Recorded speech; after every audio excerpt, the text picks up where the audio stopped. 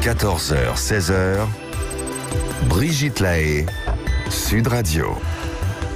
En compagnie du docteur Nasio, nous évoquons la dépression. Alors si vous avez tendance à être en dépression, si vous avez votre partenaire qui a tendance à être en dépression et que vous voulez des conseils, vous pouvez nous rejoindre sur Sud Radio au 0826 300 300. Mais tout de suite, nous avons François. Bonjour François. Bonjour. Merci d'être avec nous François, ça va ? Oui, ça va bien, merci. Bon. Et vous avez tendance à être assez souvent déprimé, je crois, hein ? C'est pas c'est dans mon histoire, quoi. J'ai été très... Enfin, au bout d'un moment, je me suis rendu compte que, en fait, j'étais en dépression, mais une dépression chronique, latente, pas très forte, mais permanente. Mm-hmm. Et avec les années, ça s'est amélioré. Et je crois que ça s'est amélioré là. Au début où ça s'est amélioré, c'est quand j'avais 19 ans. Et 18 ans, j'ai appris la méditation transcendantale. Ça m'a fait sortir de... Ça m'a ouvert quelque chose, quoi. Voilà. Vous étiez dans une famille où il y avait des personnes justement très, très déprimées ? Oui, ma mère avait fait dépression. Ouais. Ouais. On peut penser, docteur Nasio, qu'il y a quelque chose comme ça souvent de cet ordre-là, quand un enfant... Absolument, qui vient de... Bonjour François. Bonjour. Et le fait que vous disiez que votre maman était en dépression, et ça a indiscutablement une influence sur l'enfant que vous étiez et même sur l'adolescent que vous étiez. Oui, surtout sur l'adolescent, ouais, je crois. Oui. Et je pense que l'adolescence...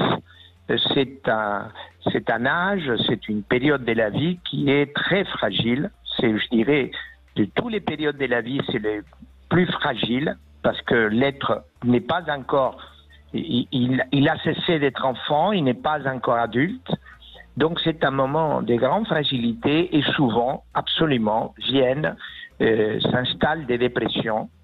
Parfois d'autres types de souffrances que la dépression. Mais souvent, ça prend la figure de la dépression. Donc, ça ne m'étonne pas que vous aviez eu... Oui, je crois qu'il faut rappeler, docteur Nasio, que c'est une période où il y a énormément d'adolescents, enfin énormément, il y a beaucoup d'adolescents qui peuvent se suicider. Ça montre bien à quel point il y a une fragilité à cette période de la vie. Oui, et disons que, pour informer bien les auditeurs, le suicide chez les adolescents, la plupart du temps, sont des suicides des adolescents qui vont particulièrement mal. C'est pas simplement des adolescents qui traversent une phase de dépression ou un état dépressif. Dans l'adolescence, à l'adolescence, il y a d'autres maladies plus graves qui vont conduire au suicide, effectivement. Donc, c'est vrai, ce que vous dites, Brigitte, à l'adolescence est un âge où le suicide est fréquent, surtout chez les garçons. Les suicides avec mort, les tentatives de suicide fréquentes, ce sont chez les filles, et chez les garçons, c'est des suicides qui aboutissent. Oui. Oui, parce que les filles, elles prennent des médicaments, et puis souvent, voilà, c'est des tentatives. Voilà. Mais bon, disons que ce n'est pas dû à la dépression. La dépression, vous savez, la dépression est un état qui peut être l'état dans lequel se présente. C'est comme une fièvre dans laquelle une autre maladie va prendre cette forme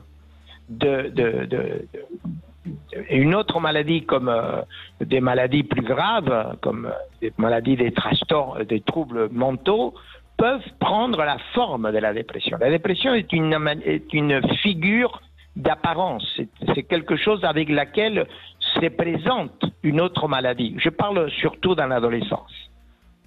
En tout cas, François, ce qui est intéressant, c'est que vous étiez donc dans un état un peu déprimé, voire peut-être même début de dépression.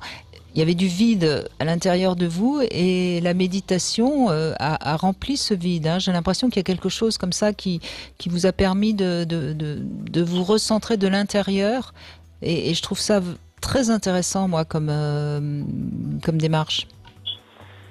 Ah oui, en fait, Ouais, ce que je dirais, c'était pas tellement qu'il y avait un vide, c'est qu'il y avait des blocages. Mhm.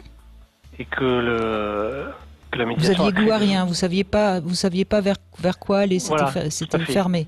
Ouais. C'est ça? Ouais, Oui. ouais. Et, et donc la méditation a créé des ouvertures. Oui. D'accord.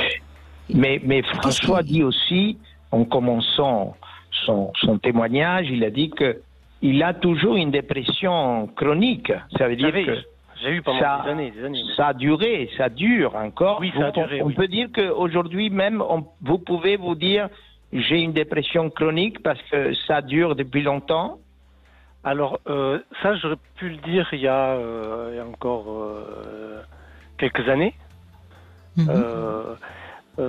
Que j'ai travaillé, ce qui m'a ensuite, enfin, au début, j'ai pratiqué la méditation, mais j'ai pas cherché à voir d'où venait ma déprime. J'ai surtout essayé de m'en extirper, de la mettre à côté, quoi, qu'elle prenne pas, que je la vois le moins souvent. Et puis au bout d'un moment, je me suis aperçu que comme ça revenait forcément à telle ou telle occasion, j'étais reconfronté à ces blocages. Donc après, j'ai fait des travaux de psychothérapie et divers et variés. Et là, c'est vraiment été un ramonage important. Mais il n'y a que depuis quelques années, je sais pas fait. Ça s'est amélioré progressivement, mais il y a vraiment que quelques années où maintenant je peux dire qu'elle est plus là, la dépression, du tout. Et au contraire, D'accord. c'est une grande... il y a une joie intérieure, une lumière intérieure. Oui. Mhm. C'est intéressant parce qu'on voit bien, encore une fois, docteur Nasio, que c'est pas, on peut s'en sortir, quoi. Et le témoignage de François, je trouve, est très positif. Absolument. Alors c'est pour ça que je dis que c'est une maladie qui commence, qui dure et qui s'arrête.